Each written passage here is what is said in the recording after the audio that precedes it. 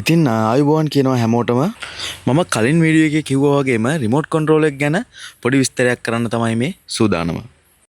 ඉතින් මේ ඩ්‍රෝන් එක ප්ලයි වෙන්නේ ග්ලෝබල් නැවිගේෂන් සැටලයිට් සිස්ටම් හරහා තමයි. ඉතින් ඒක ඔයාලට මුලින්ම බලා ගන්න පුළුවන්. ඒ වගේම තව බලා ගන්න පුළුවන් අපේ ඩ්‍රෝන් එකේ බැටරි කැපැසිටිය, පේලෝඩ් කැපැසිටි එක වගේම ඩ්‍රෝන් එකේ රිමෝට් එකේ බැටරි කොච්චර තියනවද කියලා මේ උඩම තියෙන බාර් එකෙන් අපිට බලා ගන්න පුළුවන්. ඒ වගේම තමයි සෙන්සර් සිස්ටම්, ස්ප්‍රේන් සිස්ටම් වගේ නිරීක්ෂණ කිහිපයකින් පස්සේ අපි ඩ්‍රෝන් එකේ මිෂන් එක ස්ටාර්ට් කරනවා. ඉතින් මේ මිෂන් එක ස්ටාර්ට් කරාම මම කලින් ප්‍රෝග්‍රෑම් කරගත්තු විදිහට මෙයාගේ ස්ටාර්ට් පොයින්ට් එක හොයාගෙන මෙයා ඔටෝමැටිකලි මෙතන ඉඳලා ෆ්ලයි වෙනවා. එහෙම ස්ටාර්ට් පොයින්ට් එකට යන ඩ්‍රෝන් එක එයාට අදාළ උස එතනදී ආ ඔටෝමැටිකලි ජෙනරේට් කරගෙන එතනින් මිෂන් එක ස්ටාර්ට් කරනවා. මෙතනදී මම මිෂන් හයිට් එක දීලා තියෙන්නේ උපරිම මීටර් 2.5. ඉතින් දැන් ඩ්‍රෝන් එක මිෂන් එක ස්ටාර්ට් කරලා තමයි තියෙන්නේ. මම මෙතනදී ස්පීඩ් එකක් සිලෙක්ට් කරලා තියෙනවා තප්පරයට මීටර් 4.5ක් වගේ. ඒ ස්පීඩ් එකෙන් එයා මිෂන් එක දිගටම කරගෙන යනවා. ඉතින් මේ වෙලාවේ මෙතන තියෙන එයා කන්ඩිෂන් එක නැත්තම් සුළං තත්ත්වයක් එක්ක අපිට මේක ස්පීඩ් එක අඩු හෝ වැඩි කරලා මිෂන් එක දිගටම කරගෙන යන්න පුළුවන්. අද මම මේ ස්ප්‍රේ කරන්නේ වපුරලා නැත්තම් වී ඉහලා දවස් 4ක් වගේ වෙන කුඹුරක වල්නාශක දීරයක් තමයි ස්ප්‍රේ කරන්නේ. ඒ වගේම තමයි ඔය ඩිස්ප්ලේ එකේ පල්ලෙහාම රවුමක් වගේ තියෙන ඒ තමයි ඩ්‍රෝන් එකේ රේඩාර් සිස්ටම් එක. එතනත් ඒත් එක්කම තියෙන අනිත් දේවල් ටික ගැන කතා කරනවා නම් ඩ්‍රෝන් එකේ උස සහ ස්පීඩ් එක, ඩිස්ටන්ස් එක, කියන්නේ ඩ්‍රෝන් එක දැනට අපි ටේක් ඔෆ් කරපු තැන ඉඳලා කොච්චර දුරින්ද තියෙන්නේ කියන එක, ඒ වගේම අපිට විනාඩියකට ලීටර් කොච්චරක් ස්ප්‍රේ වෙනවද කියන එකත් ඒ බාර් එකෙන් බලා ගන්න පුළුවන්.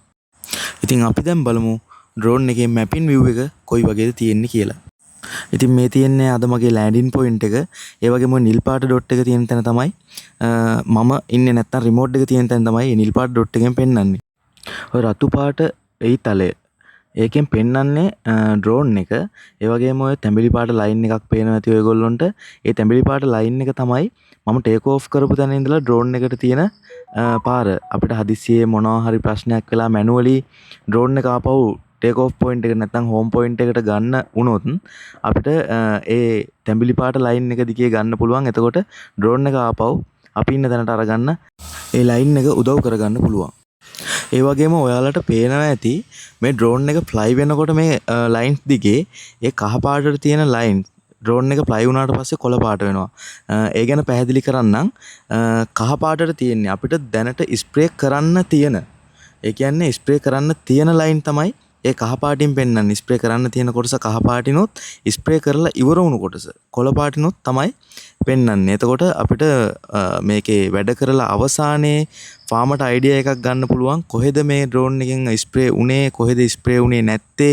ඒ වගේම තමයි අපිට මේකේ අන්තිමේ සමරියක් එනවා. මම ඒකත් අන්තිමට පෙන්වන්නම්. දැන්ට මගේ පේලෝඩ් එකේ ඉවර වේගෙන යන්නේ ලික්විඩ් ලෙවල් එක. එතකොට ඔයගොල්ලන්ට පේනවා ඒ කහපාට ලයින් එකේ ඉස්සරහා ටැංකිය ඉවර වෙන තැන පෙන්නනවා.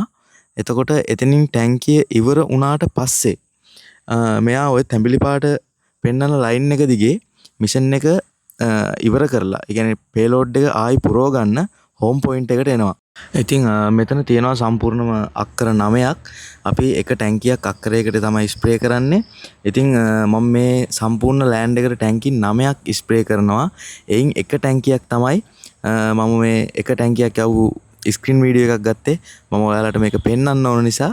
ඉතින් ඔන්න දැන් ඩ්‍රෝන් එක ආපහු ලෑන්ඩින් පොයින්ට් එකට එනවා. ඇවිල්ලා ලෑන්ඩ් කරනවා. ඊට පස්සේ ඉතින් අපිට ආයෙත් මේකේ පේලෝඩ් එක ෆිල් කරලා යවන්න තමයි තියෙන්නේ. ඉතින් ওই විදිහට තමයි නව තාක්ෂණයේ අපේ ලංකාවේ දැනට කෘෂිකර්මාන්තයට යොදාගන්නේ. ඉතින් මේ වගේ වීඩියෝ ගොඩක් එක්ක ආයෙ හම්බ වෙනකන් ගිහින් එන්නම්. ඔයගොල්ලෝ හැමෝටම ජය වේවා.